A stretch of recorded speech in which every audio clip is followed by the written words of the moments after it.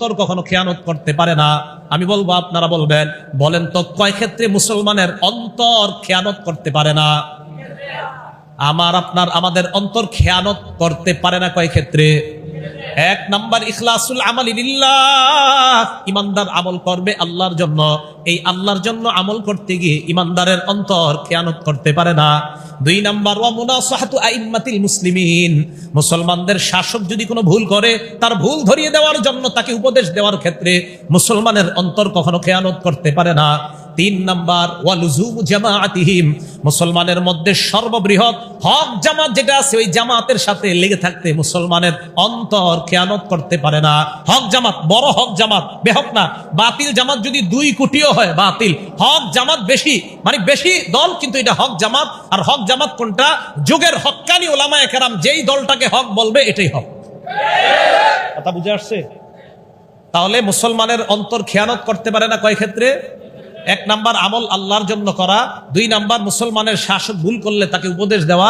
তিন নাম্বার, যুগের সবচেয়ে বড় হক দলের সাথে লেগে থাকা। যুগের সবচেয়ে বড় হক দল কোনটা? হক্কানি উলামায়ে কেরাম যেই দলটাকে কোরআন সুন্নাহর মাধ্যমে প্রমাণ করবে যে এটাই হক দল, এটাই এই দলের সাথে লেগে থাকতে মুসলমানের অন্তর কখনো খেয়ানত করতে পারে না। আল্লাহ আমাদের সকলকে ইখলাসের সাথে প্রত্যেকটা আমল করার তৌফিক দান করেন। দৃষ্টান্ত নাম্বার 4, সহিহুত তারগীব কিতাবের নাম, হাদিস নাম্বার 7। ক্বালা রাসূলুল্লাহ সাল্লাল্লাহু আলাইহি ওয়াসাল্লাম, আল্লাহর নবী বলেন, আইয়ুহান নাস, হে লোক সকল। আমারে আপনারে কি সুন্দর করে দেখেন, আমাদের নবী কত মায়া, আমাদেরকে এভাবে বলতো, হে লোক সকল, আখলিসু আমালাকুম লিল্লাহ, তোমরা তোমাদের আমল আল্লাহর জন্য করো। লা তাকুলু হাযা লিল্লাহ ওয়ালির রহিম, আমল করার পর এটা বইলো না এই আমল আমি আল্লাহর জন্য করছি, আমার রক্তের সম্পর্ক যারা তাদের জন্য করছি। না, আমল হবে একমাত্র কার? আমল করার পর এটা বইলো না এই আমল আমি আল্লাহর জন্য করছি, খাজা বাবার জন্য করছি। হ্যাঁ, এটা বলা যাবে না। কিন্তু আমল শুধু কার জন্য? কেন? ফাইন্নাল্লাহা লা ইয়াকবালু ইল্লা মা উখলিসা লাহু, আল্লাহর জন্য আমল না হলে সে আমল আল্লাহ কবুল করে না। দলিল নাসাই শরীফ 3140 নম্বর হাদিস।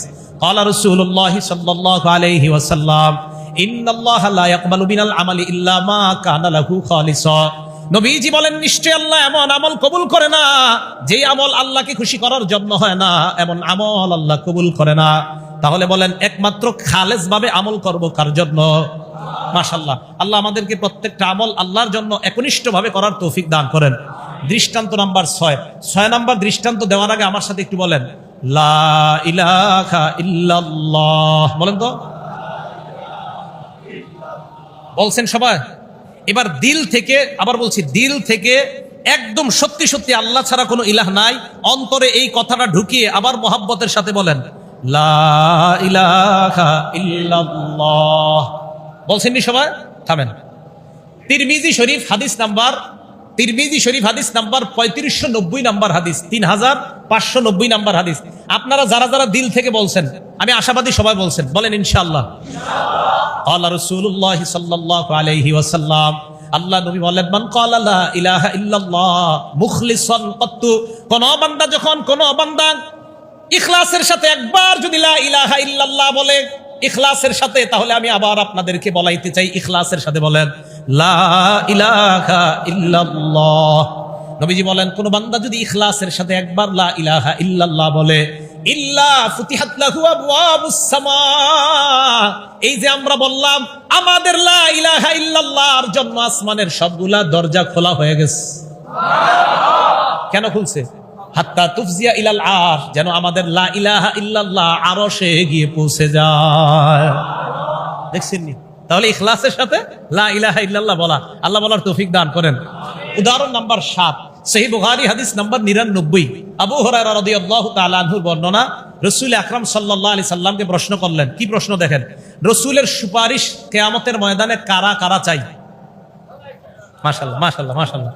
আল্লাহ আমাদের সকলকে নবীজির সুপারিশের মাধ্যমে সৌভাগ্যবান হওয়ার তৌফিক দান করেন। আবু হুরায়রা বলেন, আমি আল্লাহর রাসূলকে প্রশ্ন করলাম, মান আসআদুন নাস বিশাফাআতিকা ইয়াউমাল কিয়ামা, ইয়া রাসূলুল্লাহ, কিয়ামতের ময়দানে আপনার সুপারিশের মাধ্যমে কোন ব্যক্তিটা সবচাইতে সৌভাগ্যবান হবে? নবীজি জবাব দিলেন, আবু হুরায়রা, লাকাদ যানানতু ইয়া আবু হুরায়রা আল্লাহ ইয়াসআলানি আন হাদাল হাদিস আহাদুন আউয়ালু মিনকা। উস্তাদ ছাত্রের প্রতি কেমন ধারণা দেখেন। আল্লাহ নবী কয়, আবু হুরায়রা, আমি জানতাম এই প্রশ্নটা তুমি ছাড়া আর কেউ করবে না। নবীজি কয়, আবু হুরায়রা, আমি জানতাম এই জাতীয় প্রশ্ন তুমি করতে পারো, তুমি ছাড়া আর কেউ পারে না। জানো কেন? লিমা রাআইতু মিন হিরসিকা আলাল হাদিস, কারণ আমি দেখছি হাদিসের প্রতি তোমার খুব আগ্রহ। তোমার হাদিসের আগ্রহের কারণে আমি বুঝতে পারছি আমার আবু হুরায়রা ছাড়া এই প্রশ্ন আর কেউ করতে পারে না। আবু হুরায়রা, হাদিসের প্রতি তোমার যেই আগ্রহ, এই আগ্রহের কারণে আমি জানি এই প্রশ্ন করলে আমার আবু হুরায়রাই করতে পারে।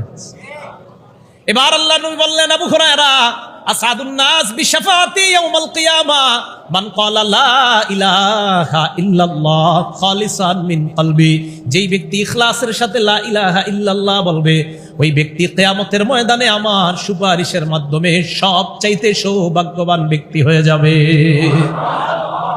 এই হাদিস থেকে একটা কথা আপনাদেরকে বলি, মাদ্রাসার তালেব ইলম আছেন না অনেক জায়গায়, মাদ্রাসার ছাত্র আসেননি? হ্যাঁ, মাশাআল্লাহ। আপনারা অন্য ধরনের ছাত্র যারা আছেন, ওলামা একরাম আছেন, মাশাআল্লাহ, আপনাদের জন্য আমি ওয়াজ করতেছি না। ওয়াজ ওলামা একরাম ছাড়া অন্য যারা, তাদের জন্য। ওলামা একরাম ভুল ধরার জন্য বসবেন, ওয়াজটা ঠিক আছে কিনা এটা বলবে আলেমরা, অন্যরা ওয়াজ শুনবেন। আবু হুরায়রা রাদিয়াল্লাহু তাআলা আনহুকে রাসূল কেন বললেন যে আমি জানি তুমি ছাড়া এই প্রশ্ন কেউ করবে না, আবু হুরায়রা, কারণ হাদিসের প্রতি তোমার খুব আগ্রহ। এই জায়গায় একটা হাদিস মনে পড়ে গেছে, বলমুনি যে আবু হুরায়রার এত আগ্রহ কেন? বুখারী শরীফের 119 নম্বর হাদিস। আবু হুরায়রা রাদিয়াল্লাহু তাআলা আনহু একদিন মসজিদে বসা, নবীজিরে বললেন, ইয়া রাসূলুল্লাহ, সামিআতু মিনকা হাদিসান কাসীরা আসমাউ মিনকা হাদিসান কাসীরা আনসা। হুজুর, আমি আপনার কাছ থেকে অনেক হাদিস শুনি, কিন্তু হাদিসগুলো আমি মুখস্থ রাখতে পারি না। আবু হুরায়রা রাদিয়াল্লাহু তাআলা রাসূলকে বললেন, হুজুর, আমি আপনার কাছ থেকে অনেক হাদিস শুনি, কিন্তু হাদিসগুলো মুখস্থ রাখতে পারি না। আবু হুরায়রাকে আল্লাহ নবী বললেন, আবু হুরায়রা, উবসুত রিদাআক, তুমি তোমার চাদরটা বিছাও। চাদর বিছাইলেন। চাদর বিছানোর পর আবু হুরায়রা বলেন, ফাবাসাততুহু, আমি আমার চাদর বিছাইলাম। সবাই তাকান এইদিকে। চাদর বিছানোর পর আমি তাকায়া দেখলাম, গরাফা বিয়াদাইহি, আল্লাহর নবী দুই হাত দিয়ে এইভাবে ভরে কি যেন চাদরের ভিতর দিছে, হাতে কিন্তু কিছু নাই, এরকম করছে। আহারের স্বপ্নে যদি একটু দেয়া দিত। হ্যাঁ, স্বপ্নেও যদি নবীজি আমাদেরকে এরকম একটু করে ফেলতেন। আবু হুরায়রা রাদিয়াল্লাহু তাআলা আনহু বলেন, আমি চাদর বিছাইলাম, বিছানোর পর নবী কি যেন হাত দিয়ে দিলেন। চাদরে কিছু নাই, হাত দিয়ে কি দিছে তাও দেখি নাই। নবীজি কয়, জুম্মুহু, এবার এটা পেঁচাও। চাদর পেঁচাইলাম, এবার বুকের সাথে লাগাও। আবু হুরায়রা বলেন, ফাজামামতুহু, বুখারীর হাসিয়াতে আসছে, ইলা সদরি, আমি ওই চাদরটা আমার বুকের সাথে লাগাইলাম। আবু হুরায়রা কয়, দুনিয়ার মানুষ শোনো, এই চাদর আমার বুকে লাগানোর পর ফামা নাসিতু শাইআন বাদা, এরপর আমি যা শুনি আর কখনো ভুলি না।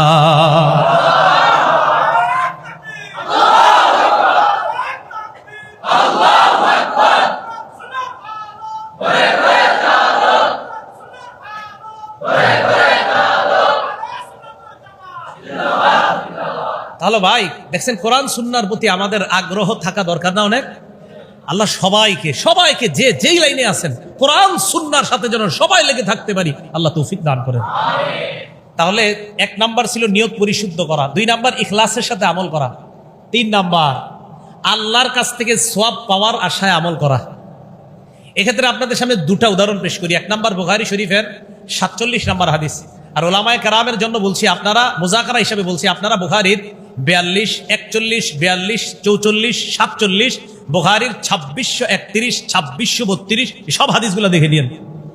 আমি শুধু একটা দৃষ্টান্ত দিব, বুখারীর 47 নাম্বার হাদিস আর ইবনে মাজার 1598 নাম্বার হাদিস, এই 2টা দৃষ্টান্ত দিই। প্রথম দৃষ্টান্ত বুখারীর 47 নাম্বার হাদিস।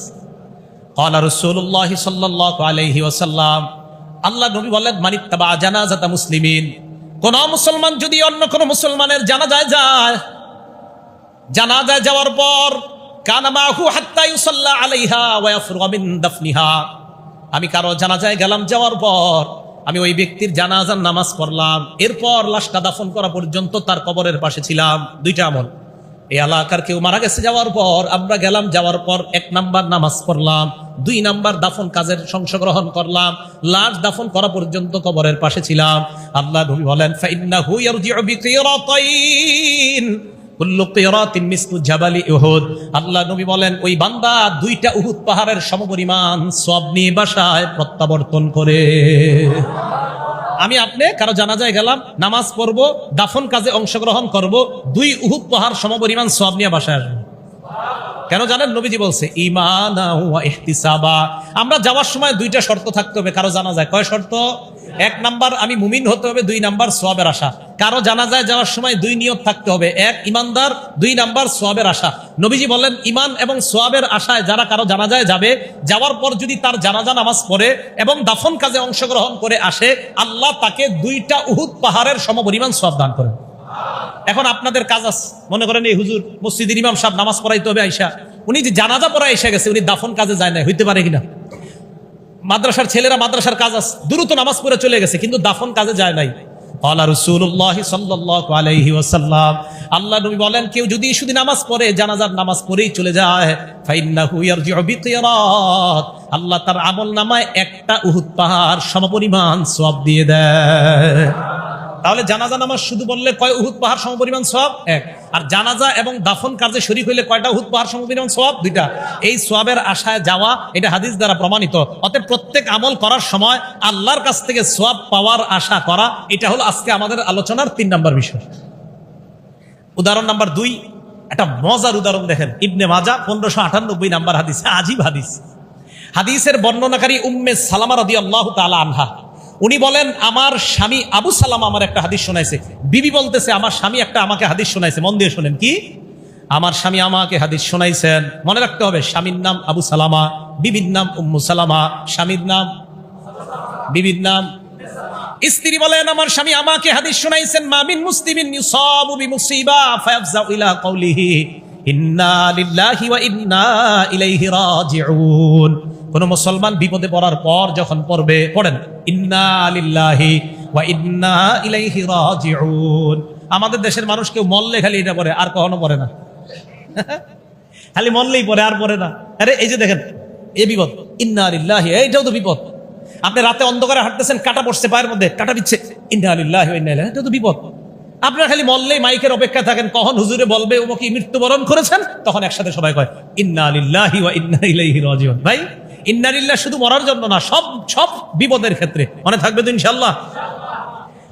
মা মিন মুসলিমিন ইউসাবু বিমুসিবা, কোন মুসলমান যখন বিপদে পড়ে, পড়ার পর যখন পড়ে ইন্না লিল্লাহি ওয়া ইন্না ইলাইহি রাজিউন, এই দোয়াটা পড়ার পর পড়বে আল্লাহুম্মা ইনদাকা ইহতাসাবতু, আল্লাহ আমি আপনার কাছে প্রতিদান চাই, এই যে বিপদে পড়লাম এই বিপদের প্রতিদান আপনার কাছে চাই। সুবহানাল্লাহ।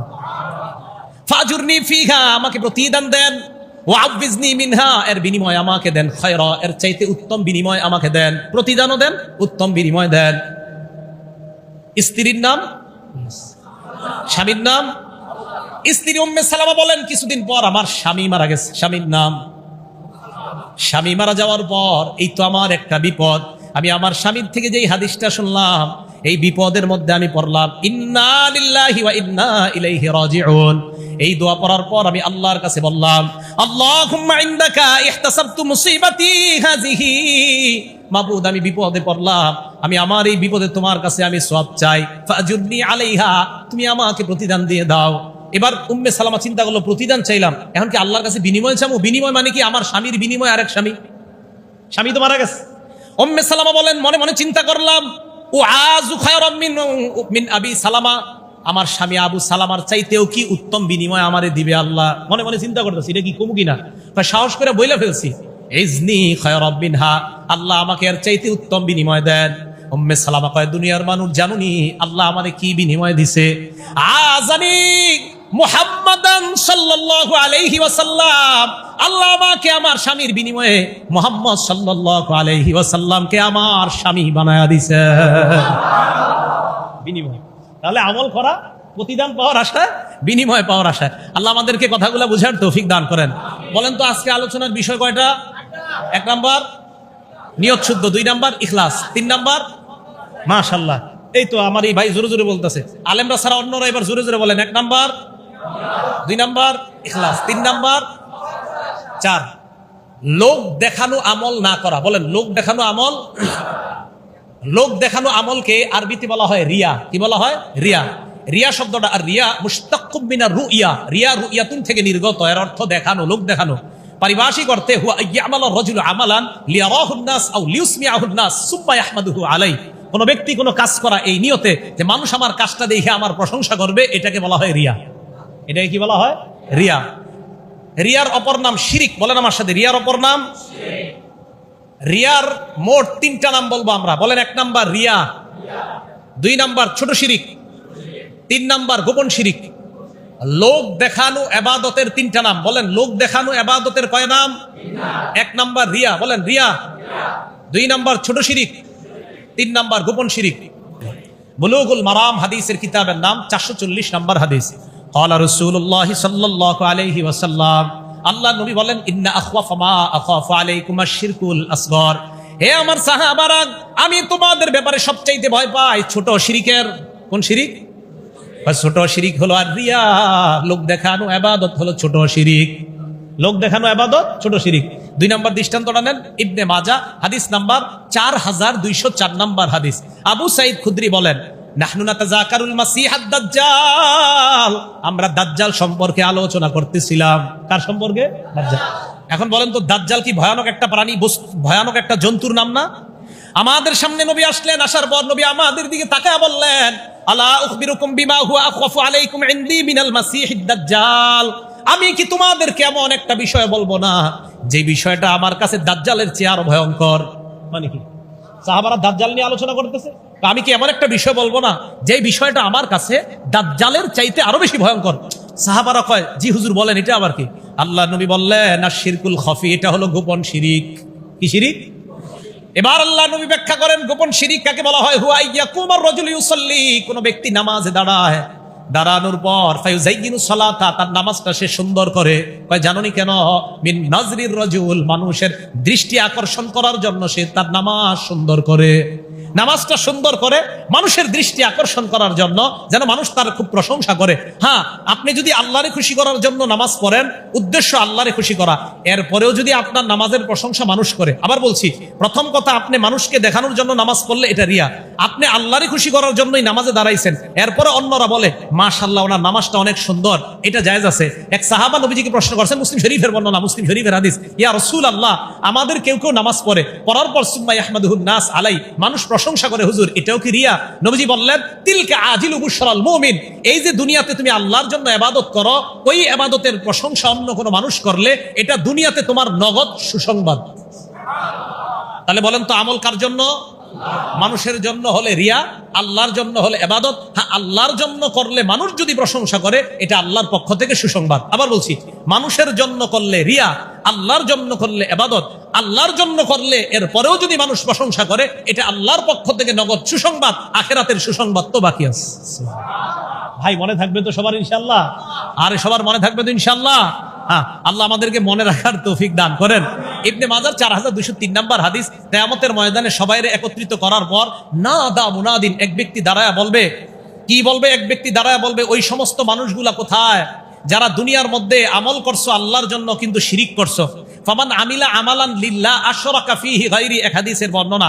আরেকটা হলো মান আশরাকা ফী আমালিন আমিলাহু লিল্লাহ, দুনিয়াতে তোমরা যারা আমল করছো আল্লাহর জন্য কিন্তু শিরিক করছো, মানে এখানে রিয়া উদ্দেশ্য, রিয়া করছো, তোমরা আলাদা হয়ে যাও। ফাল্যাতলুব সাওয়াবাহু মিন ইনদি গায়রিল্লাহ, সেজন্য আজকে কিয়ামতের মাঠে অন্যের কাছ থেকে সওয়াব তালাশ করে আল্লাহ তারে সওয়াব দিবে না। ফাইন্নাল্লাহা আগনা শুরাকা ইয়ানি শিরকি, কারণ আল্লাহর জন্য ইবাদতে কেউ শিরিক করলে ওই সমস্ত অংশীদারদের থেকে আল্লাহ পুত পবিত্র। আল্লাহ আমাদের সকলকে রিয়া মুক্ত, লৌকিকতা মুক্ত ইবাদত করার তৌফিক দান করেন। আল্লাহরে দেখতে চাই কারা কারা?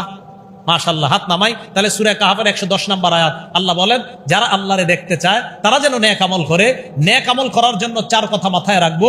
1 নাম্বার নিয়ত পরিশুদ্ধ হওয়া, 2 নাম্বার ইখলাসের সাথে আমল করা, 3 নাম্বার প্রতিদান আল্লাহর কাছ থেকে পাওয়ার আশায় আমল করা, 4 নাম্বার ওয়ালা ইউশরিক বিইবাদাতি রাব্বিহি, পরের অংশ যেন ইবাদতে শিরিক না করা হয়। এই শিরিক দ্বারা এখানে উদ্দেশ্য রিয়া না করা। আল্লাহ এই 4টা বিষয় মাথায় রেখে মসজিদ বানাইলাম, ইবাদতগুলো যেন আমরা সুন্দর করে করতে পারি। আল্লাহ তৌফিক দান করেন। আমিন। ওয়া আখিরু দাওয়ানা আনিল হামদুলিল্লাহি রাব্বিল আলামিন।